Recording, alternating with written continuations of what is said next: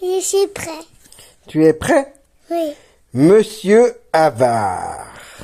Monsieur Avare. Monsieur Avare. Monsieur Avare.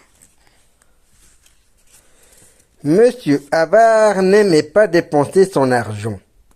Il habitait dans une maison qui aurait pu être jolie. Cassé. Oui, elle est cassée, mais il n'avait jamais voulu peindre la façade, ni remplacer les carreaux cassés, ni faire réparer le toit. Ah, quel avare! Avare. À l'intérieur, ce n'était pas mieux. Pas de tapis, pas de rideaux, pas de tableau, pas de feu dans la cheminée. Monsieur Avare était si avare qu'il avait fabriqué lui-même ses meubles avec de vieux cajots de fruits. Mais il avait trouvé que les clous étaient hors de prix. Sais-tu ce que Monsieur Avare a offert à son frère l'an dernier à Noël? Un morceau de charbon.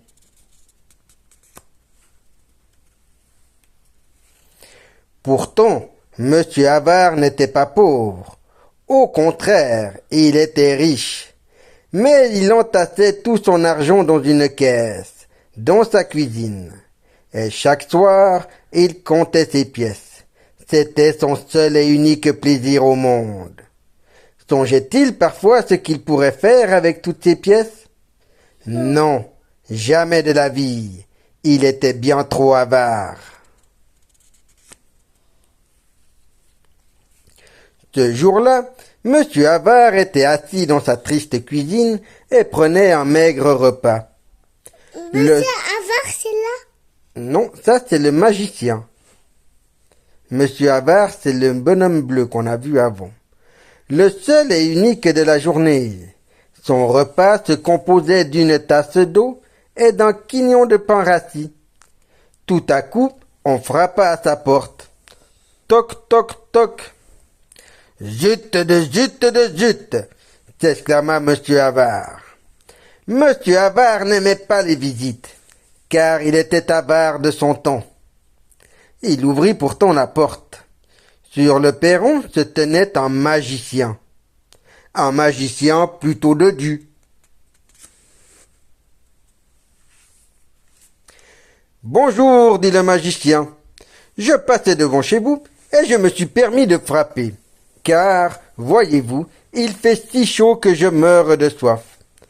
Alors j'ai pensé que peut-être vous auriez l'extrême bonté de m'offrir, si vous n'y voyez pas d'inconvénient, mon cher monsieur, oui, de m'offrir un verre d'eau. Ce magicien était dodu et très bavard. Non, répliqua sèchement Monsieur Avare, et il lui claqua la porte au nez. Vra! Monsieur Avare ne manquait pas d'argent. Par contre, il manquait vraiment de cœur.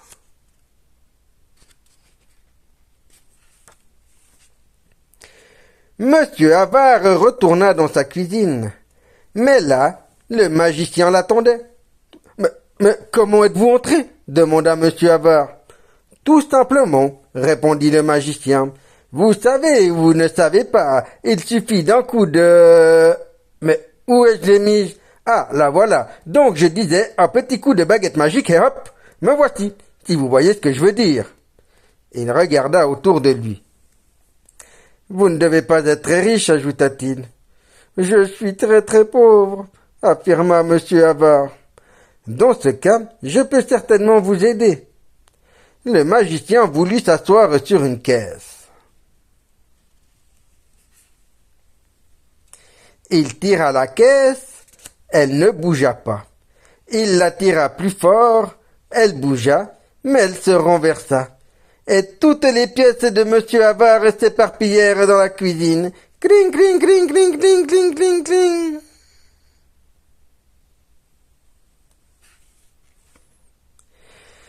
Tiens, tiens, s'exclama le magicien qui regardait rouler les pièces. Tiens, tiens, tiens, j'aurais dû m'en douter. Monsieur, vous n'êtes qu'un avare. Monsieur Avare ne l'entendit pas, tout occupé qu'il était à récupérer ses chères pièces. Monsieur Avare, vous méritez une bonne leçon. Le magicien agita sa baguette magique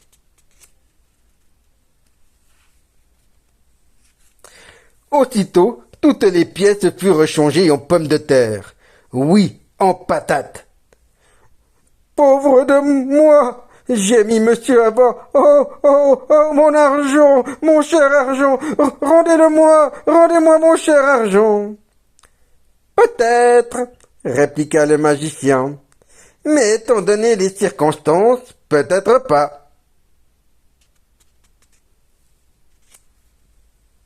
Là, c'est de l'argent. Non, là c'est pas de l'argent, c'est des patates, des pommes de terre. Parce que le magicien, il a transformé ces pièces d'or en patates, en pommes de terre. Parce que c'est un monsieur avare. Ça veut dire que monsieur avare, il a beaucoup d'argent, mais il les garde pour lui, que pour lui, il ne les dépense pas. Alors le magicien, il lui a fait un coup de magie, et il a transformé des pièces d'or en patates. Toi, tu aimerais qu'on transforme l'argent de ta tirelire en pommes de terre? Non. Ah bah tu vois, monsieur avare, il est triste maintenant. Mais nous allons lire la suite. D'accord? Cependant, si vous me jurez solennellement que de ne plus jamais être avare, et si vous me promettez d'avoir bon cœur à l'avenir, je vous rendrai votre argent. Mais attention, ajouta le magicien d'une voix sévère, si vous recommencez, vous n'aurez plus que des pommes de terre ou d'autres légumes, compris? Le magicien eut le verre d'eau qu'il avait demandé, puis d'un coup de baguette magique, le magicien changea les pommes de terre en argent, et il disparut. Pfff, quel idiot ce magicien, marmonna monsieur Havard. Et vite, il ramassa toutes ses pièces.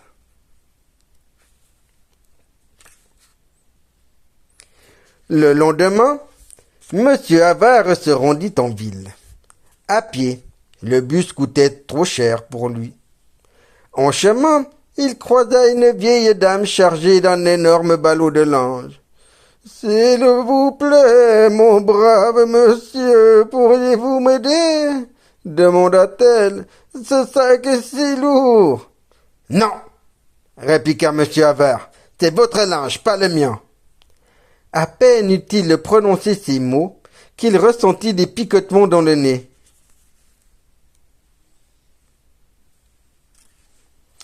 Le nez de monsieur Havard se changea en carotte. « Oh, oh non !» gémit-il. La vieille dame pouffa de rire. Et monsieur Havard se rappela les paroles du magicien. « Mais si, s'écria-t-il, bien sûr que je vais vous aider. » Il prit le ballot de linge et le porta chez la vieille dame. Alors la carotte redevint un nez, et monsieur Havard s'en alla. Alors la vieille dame redevint un magicien. Joli tour, n'est-ce pas?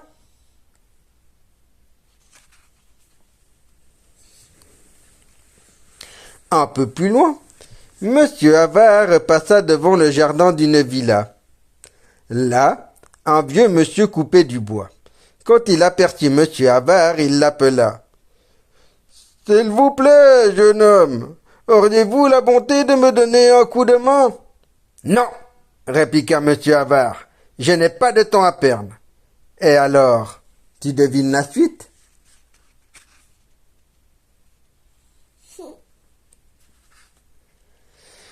Ses oreilles se changèrent en tomates. « Oh, oh non !» gémit-il. Le vieux monsieur éclata de rire, pouffa de rire. Et monsieur Havard se rappela les paroles du magicien. « Mais si, s'écria-t-il, bien sûr, je vais vous donner un coup de main. » Il coupa le bois du vieux monsieur jusqu'à la dernière bûche. Alors les tomates redevinrent des oreilles, et monsieur Havard s'en alla. Alors le vieux monsieur redevint un magicien.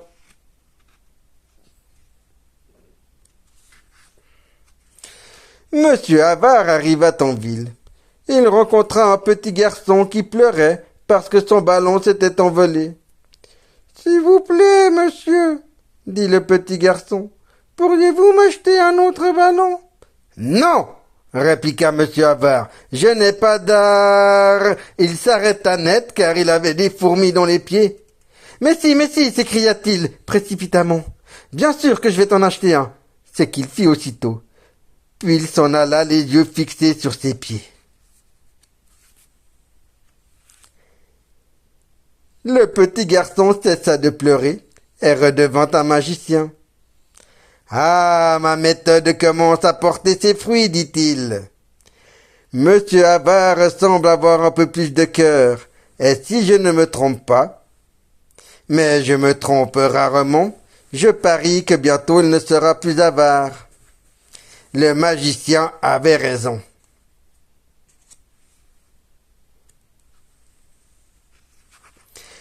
Maintenant, Monsieur Tavare est presque transformé. Il n'entasse plus son argent dans une caisse dans sa cuisine. Il l'a tout dépensé pour repeindre et réparer sa maison. Elle est flambant neuve. Et même, il est devenu assez généreux. La preuve, à Noël, il a offert à son frère... La fleur. Des fleurs, tu penses? Toi, à ton frère, tu lui offrirais des fleurs ou à ta sœur? Oui. Alors on va voir. À Noël, il lui a offert 2 morceaux de charbon. L'année passée, il lui en a offert 1 et cette année 2. Ah, il a un plus grand cœur. Alors voilà, c'était fini mon fils. Ça t'a plu cette nouvelle histoire de Monsieur Avare? Pourquoi il y a celle-là? Bah ça c'est la suite. Alors bonne nuit, faites beaux rêves, je t'aime fort. Et tu restes. Je reste un petit moment vers toi, pas de problème.